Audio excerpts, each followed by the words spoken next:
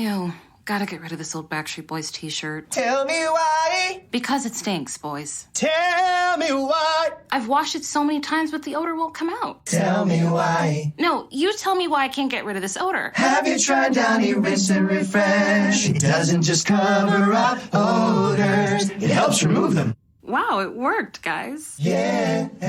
Downy Rinse and Refresh removes more odor in one wash than the leading value detergent in 3 washes. Find it wherever you buy laundry products.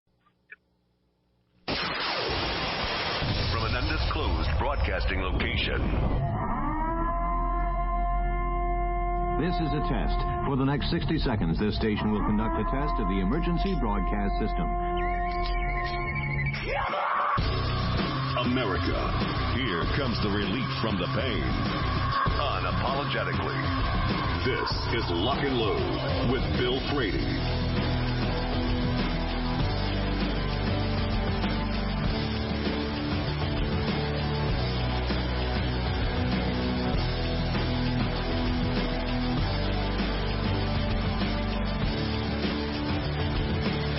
And hour number 3, this is Lock and Load, and this is chapter 2 of Ector the Director. And joining us now is Rick Ector from Legally Armed in Detroit and the NRA Board of Directors. How you doing, sir? Hey, man, I am absolutely fantastic today, man. You know, I'm thinking that here in Detroit, man, we're kind of skipping winter so far. Do you expect that to continue, though? I don't know what to expect, man, and I don't know who to blame for it or who to thank. I mean, it's right now there's no snow on the ground, and, you know, that's a rarity for what we're experiencing now, man, and it's like a slight drizzle, I guess, kind of way to describe the weather logically speaking. Yeah. And it's not too bad. Not too bad. So that means you can How's train the weather out. there? We've got a little drizzle going on. I mean, I think right now we might be dipping into the 40s here shortly. I've got about 3 or 4 bonsai trees I have to bring in today just because of the weather. But, I mean, it hasn't been anything. Let's just put it this way. I'm way over equipped for the weather as far as coats are concerned. I got the best coats for cold weather you could think of. I just don't have any cold weather to wear them in. You have the coat for it, but you don't have the cold weather. I don't have the cold weather. I don't. I do not. That is great. Yeah. That's great. You know what? Well, yeah, I guess, but yeah, okay. That's good. That is good. That is good. So have you done your Christmas shopping yet? I've done 3/4 of it.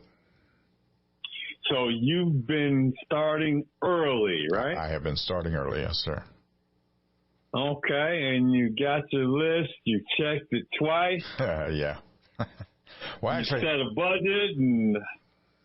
Well, so I try to set a budget, and then my grandchildren enter the picture, and then. So you're Santa. Well, no, I'm not Santa. I'm Grand Santa, but at the same time, I am expected to show up with the loot. Someone has to finance this thing, right? Well, my son, he handles his end of it. I handle my end. Man, let me tell you, I remember not too many years ago, man. I remember when the kids were little and, you know, they're getting all excited. And there was even a time period when they actually believed that a big chubby guy in a red outfit was actually traipsing across the universe in a reindeer-powered sleigh. And you know what? We let them believe that delusion all the way until, I guess, some kids at school gave them the bad news. And then you want to go out and murder those children, don't you? Man, I think now, man, there's a rush for kids to grow up, man. Like, no, give them something to think about, something to believe in, man. I mean, this is that time of the year, man. I mean, we don't have any snow, but we're like rapidly approaching Thanksgiving, man. And so what are your plans for Thanksgiving? Probably I'll just go to my son's house and eat with his family. My wife and I will go eat with his family with the grandbabies. My youngest son is going to have to work, so he's a blood courier. So, he's involved in healthcare now. So they don't get to take days off when blood's got to be delivered. So just be my wife, me, and my son, his wife, and our grandchildren. Okay. And that's enough for me. I'm still on sort of a diet. I'm still on this high protein diet. I hate turkey. So high protein diet. Yes. Well, there's protein in turkey, right? There's lots of protein in turkey, but I mean, turkey's like the Toyota Camry of poultry. Solid. Tell me, solid and dependable, but nobody wants to test drive it. What would be the 18-wheeler diesel truck of poultry for Thanksgiving? What would that be? What's the pinnacle? I have never tried one, but I am told that a duck is delicious. There's a thing, and I guess I'm showing my age, man. Have you ever heard of a turducken? I have. I have heard of that. I have heard of that. I don't know what it is, but I have heard of it. You've heard of it, but you don't know what it is. What is a turducken? A turducken is it's like a dish, and it's created from, you guessed it, turkey, duck, and chicken. They're like cooked all together, one stuffed inside of the other. I don't know exactly how they do it, man, but there was a time when this was a thing, right? It was a thing. I would love to see how they just physically do that, because the turkey, I could see the turkey maybe being stuffed with a chicken or a duck, but what's going in the duck and the chicken are about the same size. Yes. I'm guessing that the just take the meat off the bone and stuff it with that.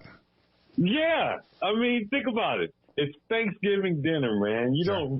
All you know is that you have this big giant spread, this probably 6-foot table with all sorts of dishes on it, man. And you think about the holiday season, man. Like, I'm just imagining, from Christmas ago, man, when we would all have the family gathering, there's the big spread and there's the food, right? And the food for Thanksgiving. I think Thanksgiving might be like the Super Bowl of family eating, isn't it?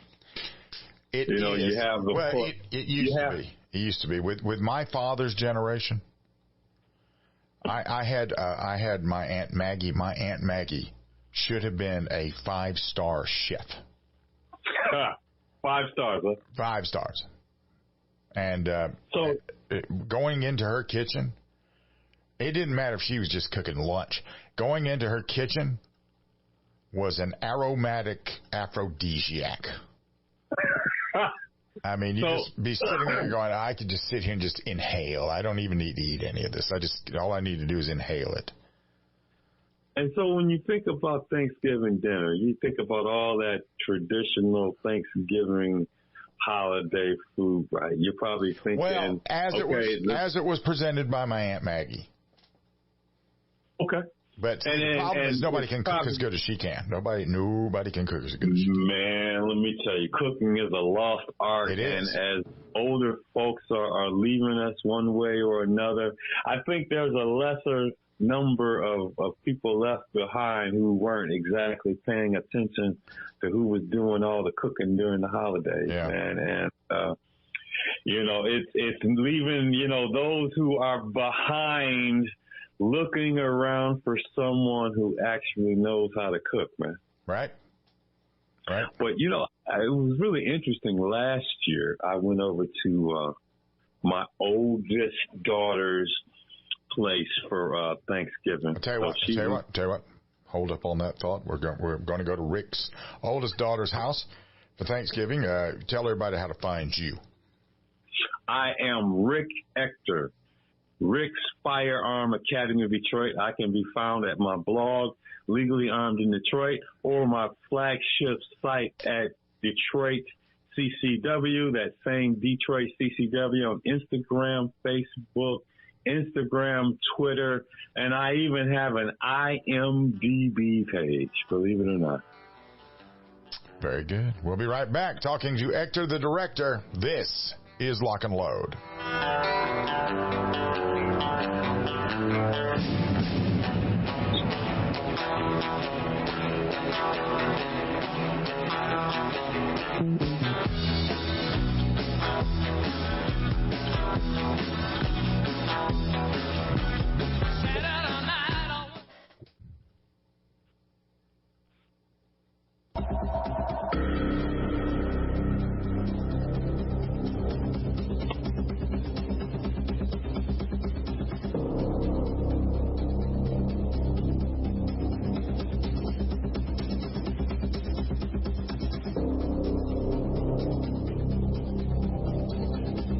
And welcome back. This is Lock and Load. This is also Ector, the director, Rick Ector, a board member of the NRA. But we were just talking about when he was going to his daughter's house to have Thanksgiving dinner. So let's pick that up. How was that going? How'd that go?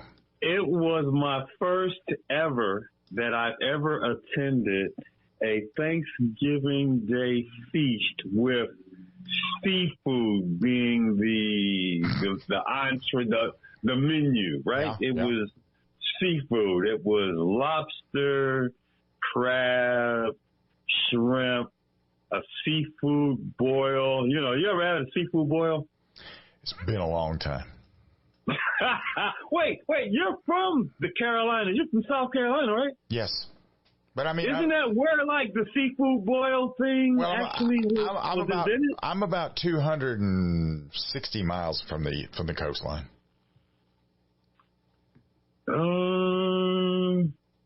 You're not like right there, huh? You said 600 miles? 260.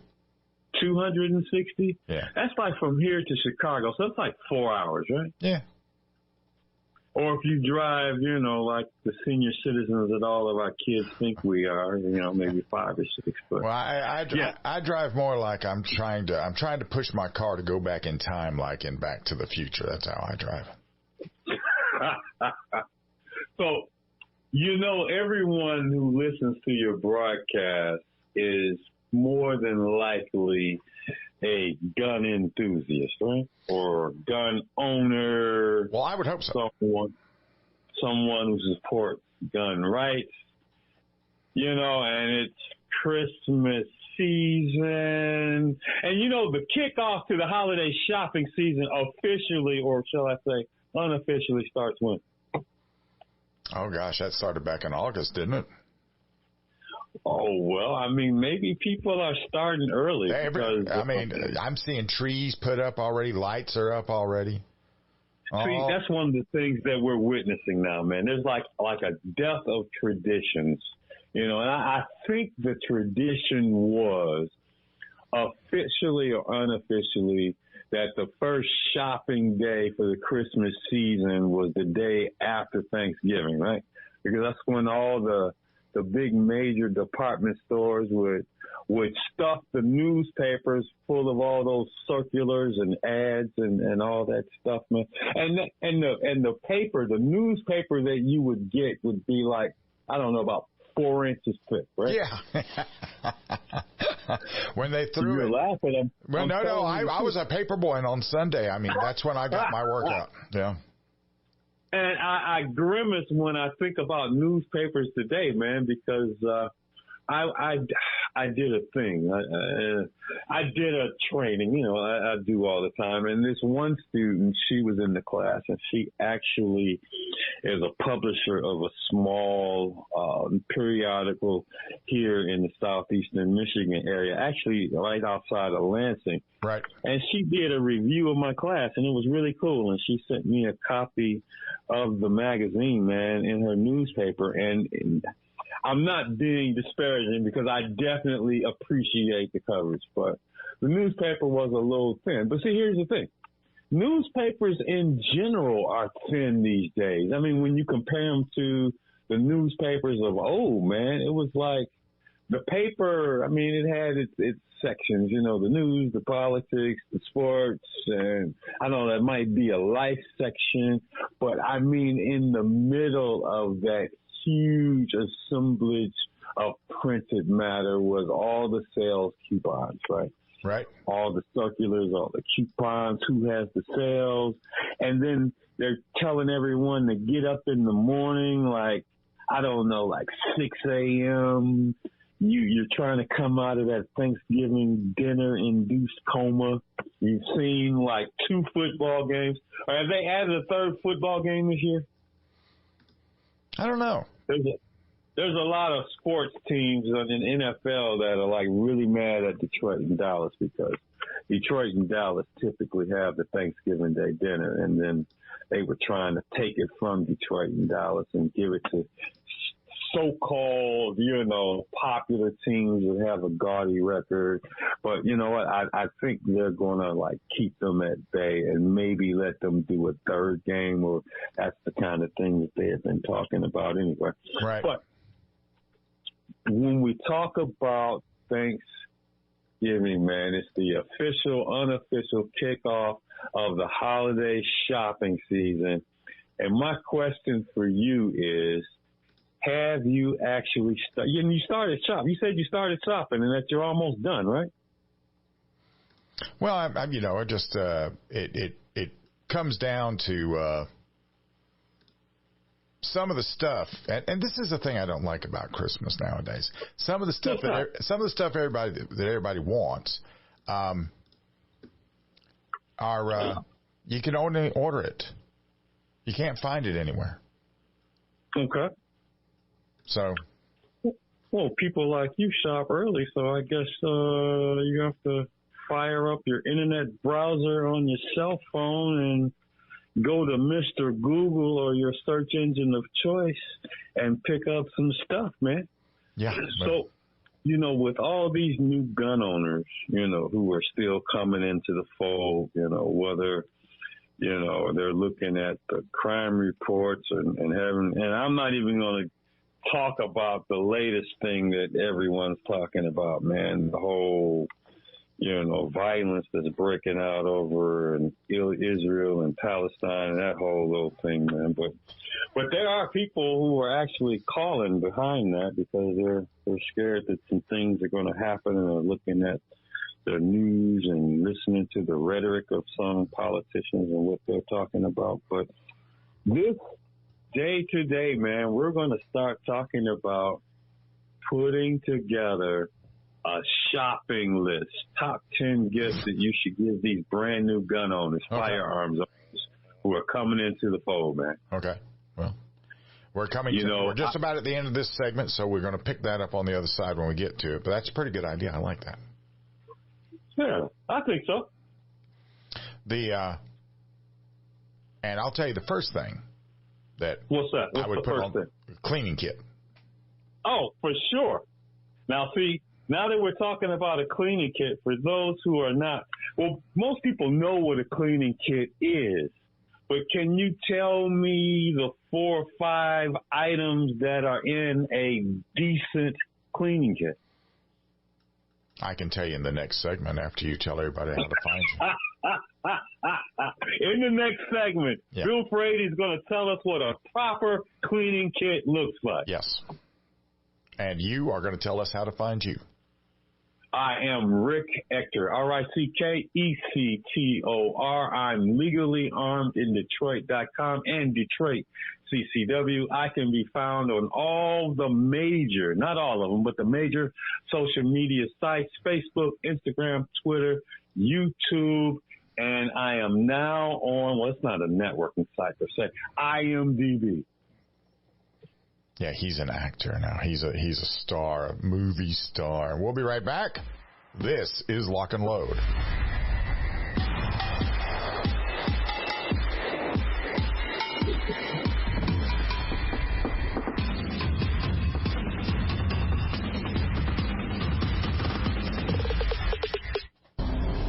I've seen just about every corner of this country, 3 million miles in my career. I I spend a lot of hours on the road, but I love being my own boss. The road can be a beautiful place, but you're out here on your own. There certainly are risks. I'm Charles. I'm a truck driver, a husband, and a father. And that's why I choose Federal. When it comes to online gun shops, Primary Arms is one of America's largest retailers of new firearms, parts, accessories, and gear. They stock over 600 popular brands, all with everyday low prices and fast shipping. If you ever have any questions about a product, their team of product experts will help you make the right purchase. So, don't settle for less. Visit primaryarms.com today and see why so many gun owners make it their first destination for all of their firearm needs. For over 25 years, Aero Precision has paved the way as a leading manufacturer of American-made AR parts. Aero Precision caters to the rifle builder by engineering quality receivers, handguards, and other essential parts. Aero Precision's added enhancements create a smooth build process from start to finish for beginners and seasoned builders.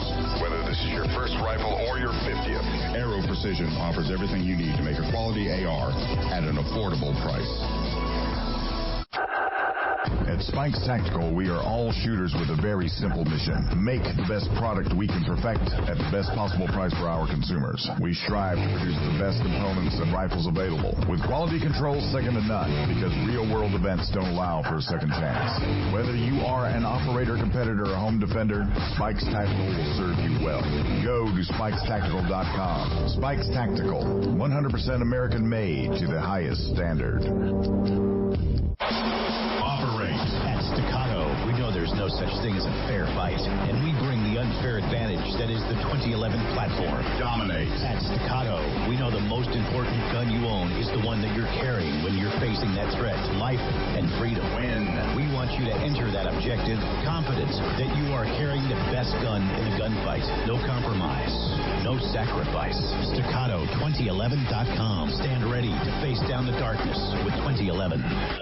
Holster.com, the home of DeSantis quality built American-made products for 45 plus years. Supporting police and government contracts from first responders to responsible citizens. Holster.com is your source for quality American-made leather and Kydex holsters for the armed American. For concealed carry or open carry, Holster.com has what you need. We didn't invent concealment. We perfected it. Go to Holster.com now and buy a DeSantis holster today. What's in a name? If that name is Ace Firearms, you've just entered a very expansive business.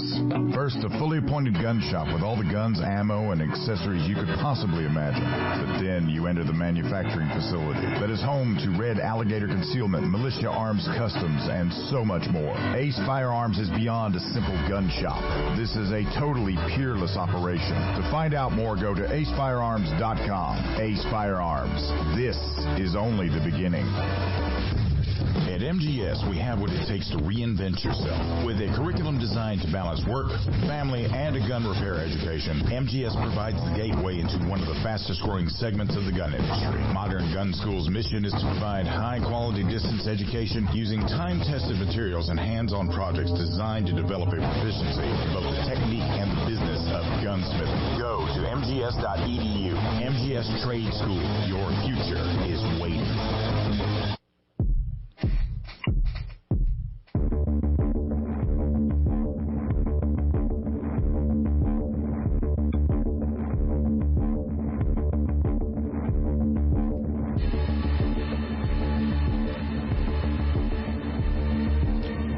Welcome back. This is Ector, the director, with Rick Ector, and we're talking about what to get the new gun owner for Christmas. And I said a cleaning kit. And how many items are we looking for a good cleaning kit? I'm thinking offhand, probably about 5 things would be in a very good basic cleaning kit. Just envision just take one of the many guns that you pull out of your shelf, virtually speaking, and you actually go out in the field and actually shoot, because you do a bunch of reviews and stuff on guns. Right. So you would be the guy who would definitely have everything that a gun owner would need to have. But just think. someone is like, I know Bill shoots a lot of guns, and part of his reviews, he should be cleaning them, right? I'm not going to put you on the spot and ask you if you actually been cleaning your guns. I do every time I go and shoot, I clean them. Oh, okay. So then you would be the expert on what's actually in a cleaning kit. Expert might be sort of a really overly enthusiastic characterization. How many guns would you say you review every year? You know, I was looking at video. I've only put up 23 videos this year. So this year? This year. Or this month? This year. This year. Is that kind of an average? That's about high half. end? That's about half. Oh, well, guess who's been slacking? Yeah, absolutely. But as far as putting together, I've been slacking. It's hard to find the time to do it right. You know, I want to do it right. I don't want to do it halfway. But that could be a show in of itself. What should be on a gun review show? Well, you know what I wouldn't be. You know, one thing I'll never do on a gun review. What's that? What wouldn't you do on a gun review? I don't get out there and torture test a gun to where I take it and bury it in mud, and then take the mud and dig a hole in snow and drop that in there and cover it in snow and then spray it with water so it'll freeze. I don't do that because the likelihood of that actually happening to one of my guns is not likely. If that happens to one of my guns, I've probably been frozen in ice, and it won't matter to me whether it works or not. It sounds like a dose of practicality. Well, when I was in the military, if we dropped our weapon, that night we were cleaning it. If we took our weapon out into the field, that night we were cleaning it. Okay. When we went qualified with it, that night we were cleaning it. Every time we took the weapon out, it was getting cleaned at least once. And if you really got it messed up, I mean, back in the days of the 80s, we were hanging them upside down if it rained so water wouldn't fall into our bore or any of that other stuff. I mean, we were quite wide open about that. But anybody that is going to clean a gun, for the first two things, which are actually one thing, you should think of this as one thing. You need a good solvent. And you need for your lubricant, you need a lubricant that you can take out and just squeeze a drop out at a time. You don't want to spray your lubricant. You just want to drop a lubricant on a modern striker fired pistol. You're just putting drops on it in various places to lubricate the gun. Okay, and all that, the spots where you're actually oiling it or lubricating it to be documented where? On the gun, well, I always put one I pull the slide back and put it on top of the barrel. I put it on the top of the ejector. I pop the slide back and put it on the inside of the rails. See, that's when you talk with an expert who just takes things for granted. Pretend that I'm brand new. Where would I find out how to clean and oil my gun? YouTube. Yeah, YouTube. After looking at your owner's guide that comes with your gun. Well, and that's a really interesting proposition because I taught a class, a CPL class, our concealed carry class here in Michigan last weekend. And part of our shooting is that we go to a gun range. And while we were there, I had this one lady student who was in the market for a gun, right? And so she's like going to buy herself a gun. And so, yeah, she actually did that, man. But the great thing about that exercise was that I started telling her about all the things that she should buy for that gun, because once you become a defensive gun owner, that's just having the gun is just the gun. There's things that go along with being a gun owner that you have to also buy. And then she was like, wow, I didn't know all that. And I said, that's why you took the class. To learn everything.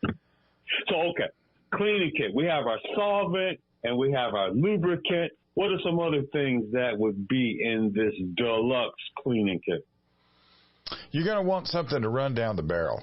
You're either going to want a rod with a brush and also a rod with an attachment on it to where you can put just a little square of paper or paper towel or whatever it is, And you're going to run that down. After you run it down the first time and lubricate it, then you're going to want to pull that back and dry it out. Okay. So you're going to want a rod set up. You're going to want a brush. Because sometimes if you go out and buy a used gun, you probably bought it from somebody that is sitting out there and, they don't believe in cleaning their gun. Well, there are people, if believe it or not, if you go out onto the YouTubes and the internets, right, there are people that say, oh, man, my gun is so great and it's so awesome, excellent quality. I don't even bother with cleaning it. I just say, just shoot it. And the next time, I guess it'll magically clean itself, I suppose. But, any gun operator's manual will tell you, hey, you should clean it every time you shoot it. But right. There are some guys out there that just don't do that. Well, I mean, with striker fired guns, I don't think that if you don't clean it every time, you're probably not going to be putting yourself on the shorts. But at the same time, if you don't want to make that a habit. Yeah, but you know what? I tell people things that are easy to do. Get this. Paradoxically, coincidentally, happen to also be things that are easy not to do. And you know why? Because you're like, oh, that's easy. It shouldn't take me long. How long does it take you to clean your gun, Bill? 20 minutes. Okay, so that's not a real large investment of time for you, is it? No. Okay, so you really can, if you're focused, you go to it and you clean your gun and you just say, look, I'm going to get it done. And you just make it happen, let's say, in your theoretical 20 minutes. And you're done, right? Finito. But things that are easy to do are things that are also easy not to do. You're like, I'll do it next time. And then you know what they say? Next time never comes. Tomorrow never comes. Is that like a James Bond movie title? Sort of like that. Yeah, that sounds like that could be one. That could be the next one. Bond, James Bond. Tomorrow never comes. That could be the next one. So we have our cleaning kit. And let's say Bill is playing Santa this year. What else is Grandpa, well, it's not about to say Grandpa, Santa Bill going to be throwing into his sled? Well, first of all, before we get anywhere back near the sled, you, my elf, must tell everybody how to find you because we're at the last week. I am the chief elf, sir. Rick Ector, legally armed in Detroit. Can be found also at DetroitCCW.com. Social media sites, you know them because you belong to them as well. Facebook, Instagram, Twitter, YouTube, and like I was saying before, IMDb, although it's not a networking site, but I'm there. IMDb, there you go. That means he's a movie star. That means he's been in. I wouldn't say that, man. I just been in some things, but it's not like I walk outside and people are like, hey, it's him. If I could just touch the hem of his garment. No, I don't get the Jesus treatment on the street. Man. Yeah, okay. All right. We'll be right back. This is Lock and Load.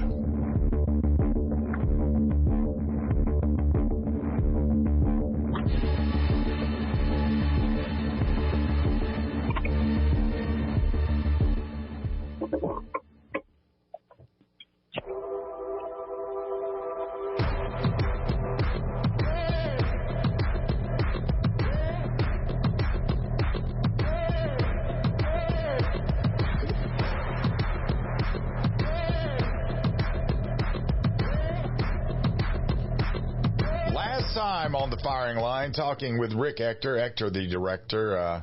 This is a fast hour when I'm doing it with Rick. So, and it always goes by. You are complimenting me. You are flattering me. Let me tell you, that's the last thing I need with this ego, man. Oh, you. But I mean it though. I shouldn't say what I mean. Anyway. So the next thing that I would want to give to someone, just to save them a lot of time, would be we'd have to figure out what's going to be the holster they're going to carry it. Man, that is a huge decision. Yeah. I mean, when I start talking about holsters in the class, man, I guess people have these preconceived notions of a holster, right? And you were the place where the thingamajig that you put your gun in and that you carry it around in, right? Right. And mostly everyone thinks of on the waist, right? Kind of like how the cops do. Right. Outside the waist. And of course you can go inside the waist. But man, tell you what, for fun, Bill, tell all the people in listening land all the other different types of holsters that can be affixed to your body. Well, for the really thin people like Rick, for example. You flatter me. Yeah. But you are. Rick could carry appendix carry, which appendix carry has one strong point, and everything else about it, in my view, is a weak point. But the strong point of appendix carry is it's the fastest draw out there. It is. The weak point of it is you have to stand all day, because if you sit down, if you're carrying a gun bigger than, say, I don't know, a SIG P365 and you're appendix carrying, when you sit down, it's not going to feel too good. I don't care how thin you are. You know what? It's proper pistol placement. Was that 3Ps? Man, I may have coined a new acronym, man. But yeah, depending on where you put it and how big your barrel is, man, you kind of got you will learn by trial and error exactly. I'll bet you will. I'll just bet you will. I will. Man, we need a PG rating on your show now. Yeah, okay. Yeah. I will bet you will. So, appendix carry, that's another one. Give me some other ways to carry. Small of the back. Small of the back, okay. Now, where else? 3 o'clock. What were you about to say about that? Well, small of the back, a lot of people don't like that, and it's a slower way to shoot, or a slower way to get the gun out. Plus, you're going to be circling your body, the lower part of your body, with the muzzle of your gun to show. And for some people, they just can't handle that.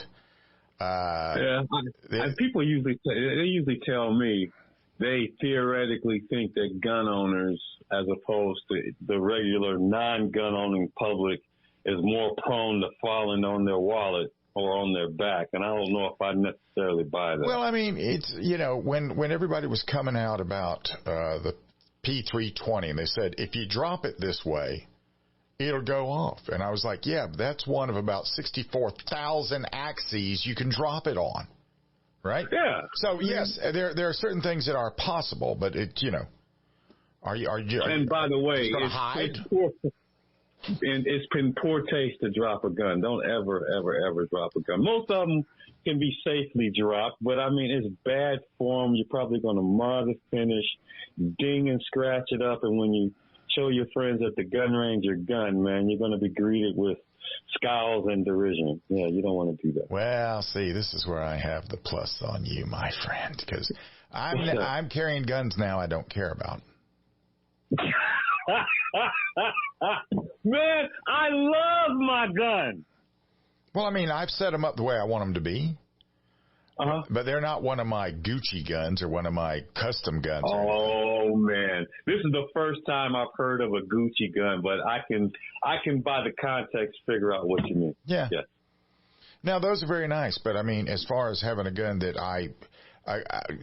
my carry gun, I regard it in the same vein as I want to have a pristine hammer. I don't want a pristine hammer. I want to beat things with a hammer. When I beat things with a hammer, guess what? I'm going to mar the finish. I know, and they're not going to be pretty. Man, there's at least a few other carry places that you haven't mentioned yet. Well, there's the ankle carry, shoulder holster, shoulder, fanny pack.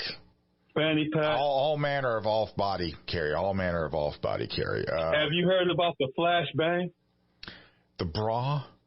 Yeah, it's like right under, know. Yeah, but the feminine anatomy. I don't wear a bra.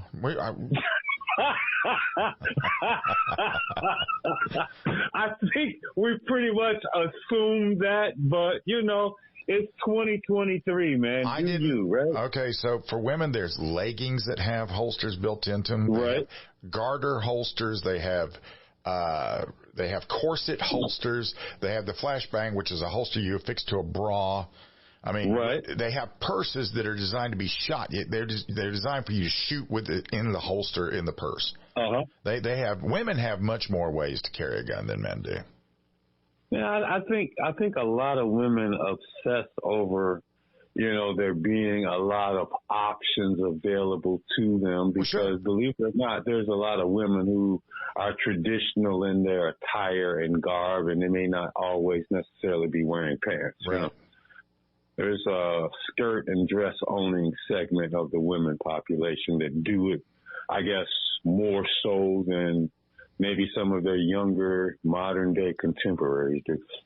So once we get past holsters for the Christmas gift giving season, and we talked about what else would you put under the Christmas tree for that new first time gun owner that took their concealed carry class, submitted their application to their prevailing authority if necessary, assuming they don't have constitutional carry? What else would you give that new gun owner because they probably didn't buy all the accessories they needed?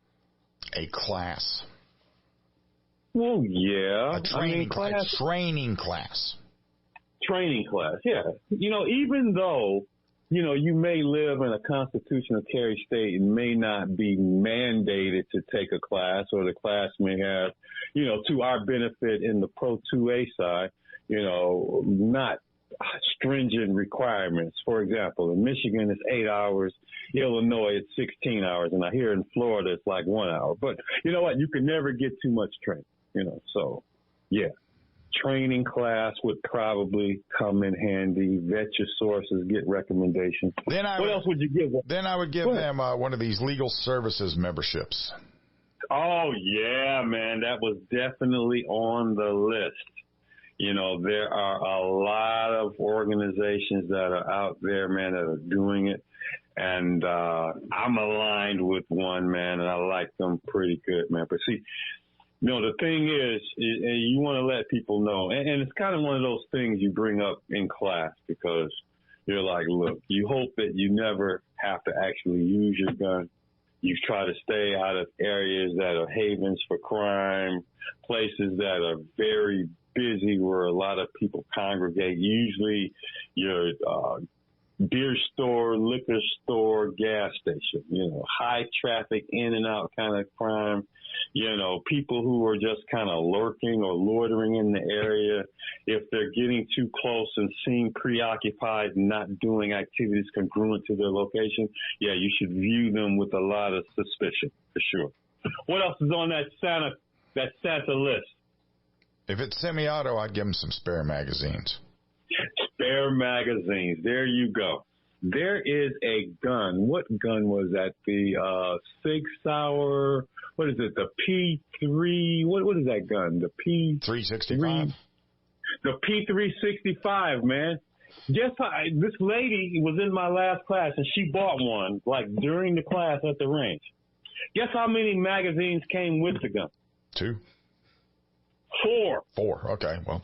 Now, I don't know. I don't know if this is standard or if this is a special gun range thing, but I think it's a company thing, man. A company thing. I think they're actually coming with 4 magazines now. Yeah. Now, on top of the 4, and you know what, Bill? I hope you don't think I'm doing a commercial for these guys, but they're not paying me. We're running out of time, though. We're about to be out of time.